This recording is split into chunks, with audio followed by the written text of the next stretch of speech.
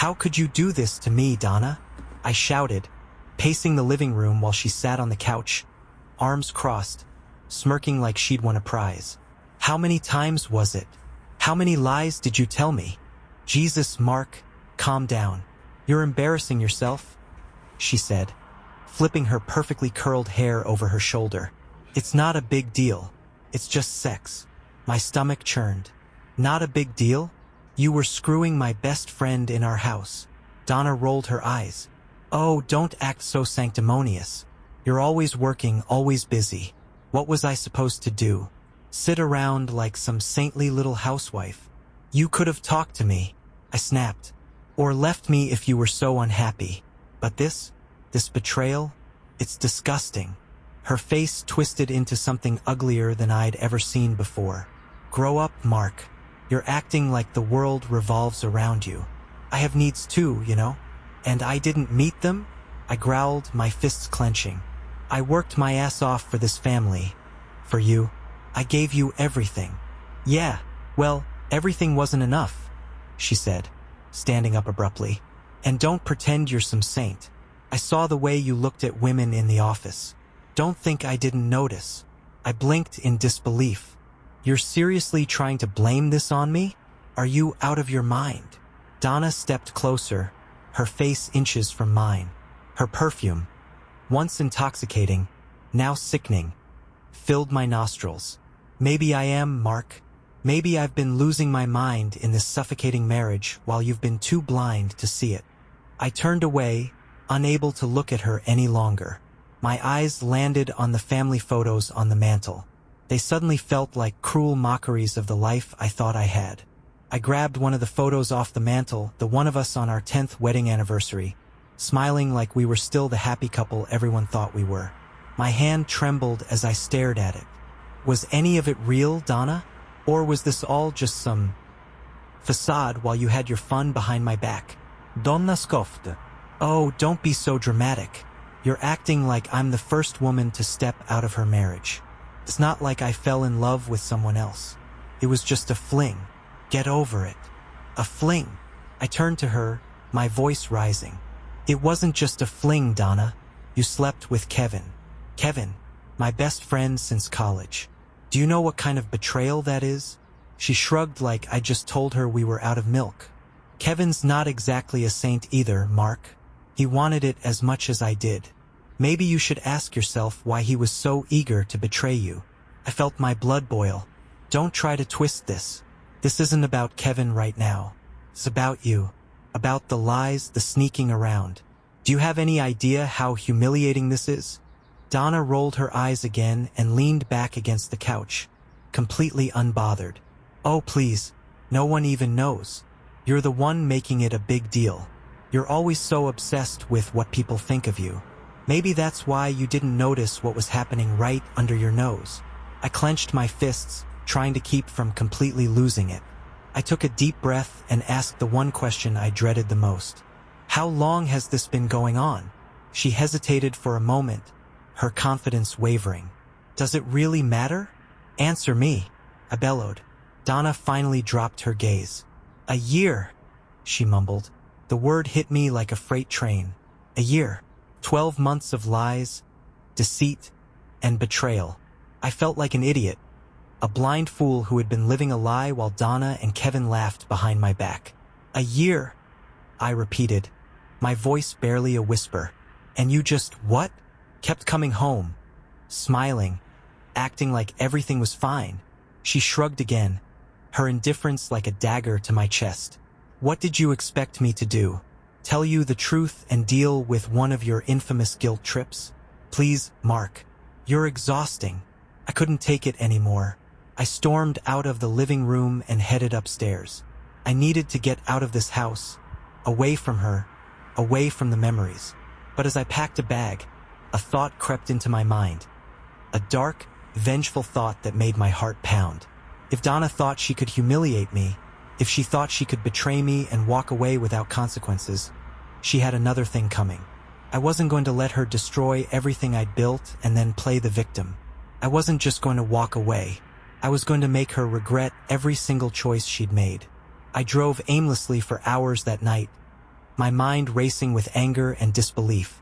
Every time I replayed Donna's smug face in my head, the betrayal dug deeper. And Kevin, God, I could almost see his stupid grin, that same cocky smirk he always wore. How many times had I trusted him with my secrets, my fears, my life? Eventually, I found myself parked outside a dingy bar on the edge of town. It wasn't my usual kind of place, but I didn't care. I just needed a drink, something to drown out the chaos in my head. The bartender didn't ask questions when I ordered a double whiskey, and I downed it in one go. I was halfway through my second drink when a thought hit me. Why the hell should I sit here feeling sorry for myself while they got away with everything? Donna didn't care about the damage she'd done. Kevin didn't care about stabbing me in the back.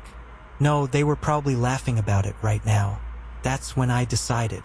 This wasn't going to end with me being the pathetic, wronged husband. I was going to make sure they both paid for this, paid in ways they'd never see coming. The first thing I did was hire a private investigator. Donna thought she was clever, but if she'd been screwing Kevin for a year, there was bound to be evidence. I gave the PI every detail I could remember. The nights she'd stayed out late claiming it was book club. The times Kevin had canceled plans with me last minute. It didn't take long for the PI to come back with results. And they were damning. Photos, texts, hotel receipts, it was all there, clear as day. Donna and Kevin weren't just reckless. They were downright careless. The investigator even uncovered that they'd used our joint credit card to pay for some of their little rendezvous. The audacity was staggering. I didn't confront Donna right away. No, I had to play this smart. I started gathering every bit of evidence I could. Bank statements, phone records, screenshots of her social media posts. I wanted to make sure there was no way she could weasel out of this. But my revenge wasn't just about exposing her. I wanted to hit her where it hurt the most. A few weeks later, I made my move. Donna was out with friends, and I knew exactly what that meant. I went straight to Kevin's house. It was late, but I didn't care. The adrenaline coursing through me was enough to keep me steady. Kevin answered the door, looking half asleep. "Mark," he said, confused. "What are you doing here?" Before he could react, I shoved past him and stormed inside. "We need to talk," I said, my voice low and steady. He raised his hands defensively. "Wo, man. What's going on?" "Cut the crap, Kevin," I snapped. "I know. About you and Donna. I know everything." His face paled. For a moment he just stood there, stammering. "Look, Mark, I can explain." "You don't need to explain," I interrupted. "I've got all the proof I need. You're a liar, a coward, and a backstabbing piece of shit." "Mark, please," he begged. "It wasn't supposed to happen like this. It was a mistake." I laughed bitterly. "A mistake? A mistake is forgetting to lock your car. What you did was a deliberate, year-long betrayal. Don't even try to downplay it." Kevin started to say something, but I cut him off. "You've ruined everything, Kevin, and you think you're just going to get away with it? Think again." Before he could react, I pulled out my phone and showed him the evidence. Photos of him and Donna kissing in public, receipts from their hotel stays, even screenshots of their text exchanges. "See this? This is what's going to destroy your life. Your wife's going to get it. Your boss might find it interesting, too." Kevin's eyes widened in panic. "Mark, don't do this. Please, I'll do anything. Just don't." "You're damn right you'll do anything," I said coldly. "Because if you don't, I'll make sure everyone sees this. You'll lose your family, your job, your reputation. And trust me, I'll enjoy every second of it." I didn't give Kevin a chance to respond. I walked out of his house, leaving him to stew in his guilt and fear. By the time I got home, Donna was already back, lounging on the couch like nothing had happened. "Where have you been?" she asked, her tone annoyed. "I called you earlier." I smiled, cold, calculating. "Don't worry about it, Donna. I've been taking care of some unfinished business." She raised an eyebrow, clearly suspicious, but she didn't press further. She had no idea what was coming. Over the next few days, I laid the groundwork for the final act of my revenge. Donna remained blissfully unaware, continuing her routine like nothing had changed. But I was watching her every move, waiting for the perfect moment to strike. The first step was dealing with the financial side. I met with a divorce lawyer and handed over all the evidence I'd gathered. The lawyer's eyes widened as she flipped through the file. "This is a goldmine," she said. "With this, you'll have no trouble proving infidelity. We can make sure you walk away with everything you deserve." I smiled grimly. "I don't just want what I deserve. I want her to regret every second she spent betraying me." The lawyer nodded. "We can push for a favorable settlement, but you need to be ready for her to fight back." "Oh, she won't have the chance," I said. "She won't even see it coming." Next, I reached out to Kevin's wife, Julia. We'd only met a few times at social gatherings, but I knew she deserved to know the truth. I arranged to meet her at a quiet coffee shop, bringing a copy of the evidence with me. When she arrived, she looked confused but polite. "Mark," she said, sitting down, "what's this about?" I took a deep breath. "Julia, I'm sorry to have to tell you this, but you need to know what's been going on." Her expression turned wary as I slid the envelope across the table. She opened it, her hands trembling as she looked through the photos and texts. Tears welled up in her eyes. "I can't believe this," she whispered. "How could he?" "I'm sorry," I said again. "I found out a few weeks ago. I thought you deserved to know before I confronted them." Julia wiped her tears, her jaw tightening. "Thank you for telling me. I've suspected something for a while, but seeing this," she trailed off, shaking her head. "What are you going to do?" "I'm divorcing Donna," I said, "and I'm going to make sure neither of them gets away with this." Julia's eyes flashed with determination. "Count me in." The final piece of the puzzle was Donna's upcoming birthday party. She'd planned an elaborate event at a fancy restaurant, inviting all our friends and family. She'd been gloating about it for weeks, acting as if she were the queen of the world. It was the perfect setting for what I had in mind.